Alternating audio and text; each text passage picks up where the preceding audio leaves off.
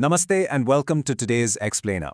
Dosto, today we're embarking on a journey tracking one of the absolutely greatest inventions in human history. Like, think about it. Without this invention, modern science literally wouldn't exist. And that shiny smartphone in your hand, yeah, it would be nothing more than a useless piece of metal and glass. We are, of course, talking about numbers. But hey, don't worry, we aren't just going to sit here and read a boring textbook history today. No way, we're going to trace an absolutely fascinating journey, from literally counting cows and sheep in the Stone Age, all the way to the complex modern computer algorithms that run our lives. To chaliye, let's dive right into this. So I want you to imagine something for a minute. Picture a world where digits like 1, 2, 3, and 4 simply don't exist. Nothing. Zip. Bina number ke, aap apne paise kaise ginte? Without numbers, how would you even count your money? Or, forget money for a second. How did people in ancient times keep track of their animals, their leftover food, or even the phases of the moon? I mean, when there were no digits from 0 to 9, calculating stuff required some incredibly intense creativity. Seriously, how did a farmer know if all the cows that went out grazing in the morning actually came back safely in the evening? Well, before the invention of numbers as we know them, early humans came up with various, honestly incredibly quirky counting methods. Naturally, we started with what was right in front of us, using our fingers and body parts. Some tribes even pointed to their thumbs, elbows, and shoulders just to count things out. Then came tally marks. In ancient civilizations, like over in Mesopotamia, people would actually carve scratches or tally marks onto animal bones or cave walls. Another super popular method? Using sticks or stones. Imagine this. If you had 20 cows, you'd put 20 stones in a small bag. When a cow returned at the end of the day, you'd take one stone out. If the bag was empty, boom, all was well. But if you had a stone left over, oh, that meant a cow was missing. And in some places, they even assigned sounds and alphabets like A, B, C, and D strictly for the purpose of counting. But, as you can probably guess, there was a massive conflict with these early methods. Let's look at the sticks method first. Theoretically, it's infinite, right? You can just keep adding more and more sticks. But what if you need to count 1,000 cows? Are you really going to carry a giant, heavy bag of 1,000 sticks around with you? Yeah, probably not. It was a terrible idea for large calculations. On the other hand, Roman numerals eventually emerged over in Europe. Now, they were a bit more compact. V meant 5, X meant 10, L meant 50, and so on. But the massive problem here was that as soon as a number got really big, say climbing into the millions or billions, you had to keep inventing brand new symbols to represent them. They were simply not efficient at all for massive calculations. Humanity desperately needed a system that was simple, yet capable of unlimited counting. And this is exactly where a massive turning point in history arrives. The real revolution in mathematics started right in ancient India. Ancient texts, specifically the Yajurveda Samhita, actually began naming the powers of 10. So Eka meant 1, Dasha meant 10, Shata meant 100, and Sahasra meant 1,000.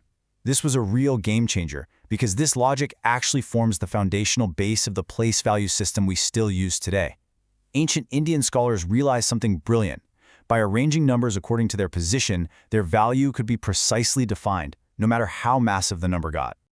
Okay, and now it's time to introduce the absolute main hero of our story. This hero brilliantly illustrates how one tiny, seemingly simple discovery can completely alter the entire world. I'm talking about 0.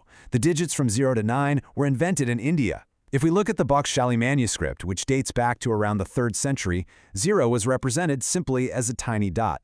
Later on, the great mathematician Aryabhata fully explained the concept of 0 and presented its actual mathematical use in calculations to the whole world. Guys, the arrival of 0 was an absolute game changer. It literally gave empty space a definitive mathematical identity. Mind-blowing, right? To put that into perspective, just listen to what the famous French mathematician Pierre-Simon Laplace noted. He said that expressing every number with just 10 symbols is such a simple yet ingenious idea that it changed the entire world. And honestly, it truly was a revolution. Just think about it for a second. You no longer need to memorize thousands of different complicated symbols just to count to infinity. With just the combination of these 10 basic symbols, 0 through 9, and the pure magic of place value, you can write literally any number in the universe. This single system made math, science, and our everyday daily lives infinitely easier forever. So what happened next? Well, after their invention, these magical 10 digits basically embarked on a grand global world tour. As we know, they were created in ancient India. Then, around the year 800 CE, these digits reached the Arab world, where the highly famous mathematician Al-Khwarizmi heavily promoted them. In fact, people in the Arab world proudly called them Hindu numerals. From there, the journey continued. Around 1200 CE, the system finally reached Europe through Fibonacci. And because the Europeans learned it directly from the Arabs, they actually named them Arabic numerals. Now, here's a funny fact. Europe initially resisted adopting them because they were just so attached to their traditional Roman numerals. But eventually, the intense demand for efficiency in higher science and trade forced them to realize the true, undeniable power of this new system. By the 16th century, these digits had finally taken the modern shapes that we all recognize and use today. Section 2. The Digital Era. Let's look at how computers count. So up until now, we've only really talked about human counting. Since we humans have 10 fingers, the base 10 decimal system is incredibly natural and totally logical to us. But let me ask you this, do computers have 10 fingers? Absolutely not. Machines and computers speak a completely different language altogether. Computer logic runs entirely on what we call binary. Its base is simply 2, meaning it only uses the digits 0 and 1. Why?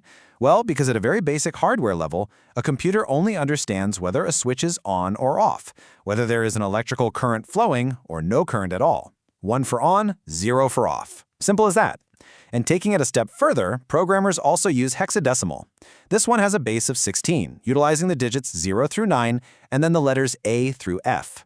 This particular system is heavily used to compact really complex coding, color codes, and memory addresses so the computer doesn't get overwhelmed.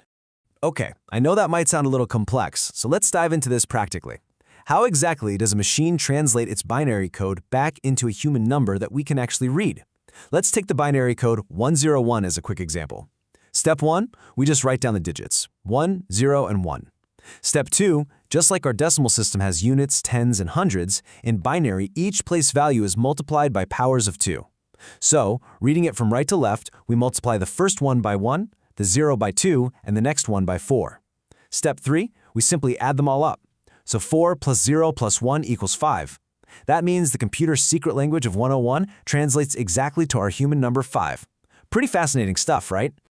Now, the most fascinating part of all this is that the fundamental magic of math works perfectly in binary too.